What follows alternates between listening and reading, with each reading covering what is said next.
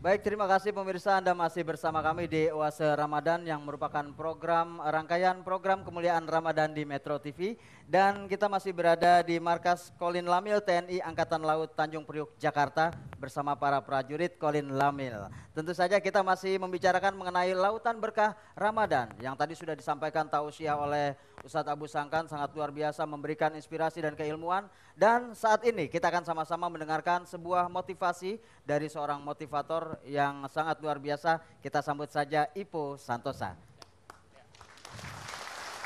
Silakan. Ya.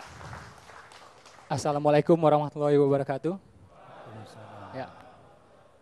Saya kalau disampaikan kata berkah, Ustadz, jadi saya teringat satu hal. Jadi berkah itu menurut saya singkatan.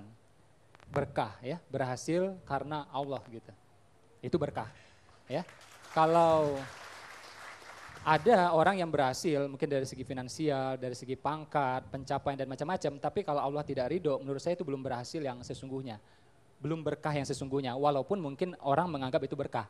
Kata orang berkah gitu ya. Nah, terkait Indonesia, menurut saya ini negeri kebanggaan kita, ini luar biasa. Ada sebuah kisah ya, namanya Andalusia, pernah dengar? Andalusia itu di Eropa ya, itu masa peradabannya 800 tahun. Jaya-jayanya, kemilaunya, memukaunya 700 tahun, 7 abad. Itu berawal dari seorang prajurit saja. Nah, ternyata peradabannya berkembang luar biasa dan ternyata kemudian orang-orang Arab sebagian gitu ya dan termasuk juga orang-orang Mesir menganggap bahwa Andalusia berikutnya adalah siapa? Indonesia. Ya. Jadi makanya mereka menyebut dengan istilah ya spellingnya itu Indonesia. Jadi selisih 2 atau 3 huruf saja. Jadi mereka percaya bahwa Andalusia berikutnya itu Indonesia. Ya. Jadi orang luar saja percaya tentang kebangkitan Indonesia. Ini bukan omong kosong. Kenapa? Kita lihat tahun lalu investasi dari luar masuk ke Indonesia itu meningkat, ada yang mengatakan 40%, ada yang mengatakan 50%. Artinya apa? Orang luar saja percaya dengan Indonesia. Kalau kita nggak percaya kebangetan lah. Ya, kebangetan gitu. Nah, Andalusia tadi itu umurnya 700 tahun. Kita baru 60-an tahun, baru menuju 70 tahun, masih sepersekiannya. Ya. Ada yang mengatakan, wah nggak mungkin Mas Ipo. Kenapa tidak? Saya bilang. Kalau kita lihat sejarahnya ya, itu negeri-negeri Islam yang lain sudah pernah mengalami masa kejayaan, sudah pernah mengalami masa kekhalifahan. Ya. Irak, Turki, ya. Mungkin sekarang secara informal oleh Arab Saudi. Siapa yang belum dapat? Siapa yang belum dapat? Kita lah, Indonesia. Jadi bukan mustahil kejayaan berikutnya itu adalah puncak kemilaunya, puncak memukaunya ada di Indonesia. Ya. Nah, cuma kan memang kita mesti pakai ilmu memantaskan diri. Allah cuma kasih pada orang-orang yang pantas. Umar bin Khattab dengan ilmunya, dengan kekuatannya, Allah kasih sepertiga dunia pada dia. Persia takluk, Romawi takluk. Ya. Semuanya takluk. Karena apa? Memang dia pantas. Nah, kita pun bisa mencapai seperti itu kalau kitanya apa? Pantas. Makanya saya bilang ilmu memantaskan diri. Apakah actionnya pantas, apakah amalnya pantas.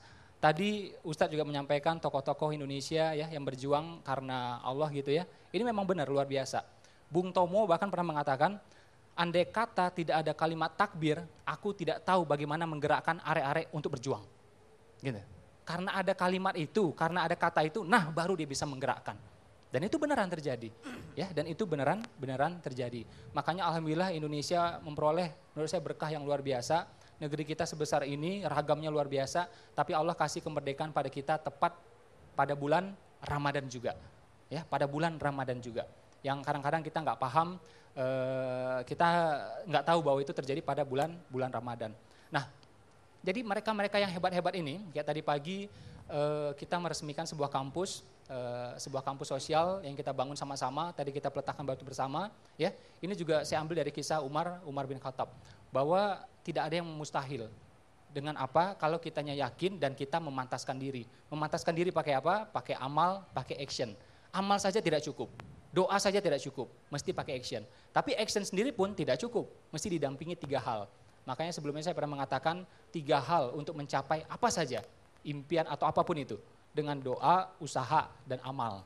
Ya, jadi ada actionnya, ada amalnya, ada doanya. Baik, Ipo Santosa. Kita beri tepuk tangan sekali lagi. Ini sangat memberikan Sangat memberikan nilai yang luar biasa terhadap keilmuan kita pada sore hari ini, bertambah lagi ya Mas Ipo. Berbicara soal bangsa Indonesia yang besar, kemudian kekayaan alamnya yang luar biasa. Kita tahu bahwa laut Indonesia ini sangat mempunyai kekayaan luar biasa, kemudian hasil buminya juga luar biasa. Tanpa diimbangi oleh SDM kemudian pengolahan yang sangat mendukung, maka kita tidak menjadi apa-apa, betul begitu ya? Jadi artinya kita umur ribuan tahun pun nggak jaminan. Mesir umurnya ribuan tahun, ya kan? Nah, tapi tidak jaminan bahwa itu akan maju, ya. Jadi memang terbalik ujung-ujungnya SDM-nya, orangnya lagi. Ya, artinya kita terlepas dari keberkahan yang menurut Mas Ipo tadi. Maka ketika orang bekerja dengan ikhlas, tulus, ikhlas karena Allah, apa yang kita cita-citakan, kemerdekaan bangsa ini diciptakan karena Allah, maka itu akan menjadi keberkahan tersendiri. Begitu Mas Ipo ya? Oke, sebagai statement yang terakhir mungkin ada sesuatu yang ingin disampaikan, silakan Mas Ipo. Jadi kalau menurut saya, kalau kita ngomong Indonesia kan berat ya, berat gitu. Jadi menurut saya simpel aja, kita mulai dari diri kita, keluarga kita, terus kita perluas. Mungkin yang pangkatnya lebih tinggi, ya udah jangkauannya lebih tinggi lagi. Saya mungkin karena menjangkau TV, ya udah saya menjangkau TV gitu. Tapi tidak semua orang seperti saya. Kita mulai saja dari apa yang kita bisa di keluarga kita, di anak-anak kita, dan pastikan juga keberkahan adalah apa? Dalam rezeki juga, membawa rezeki yang halal.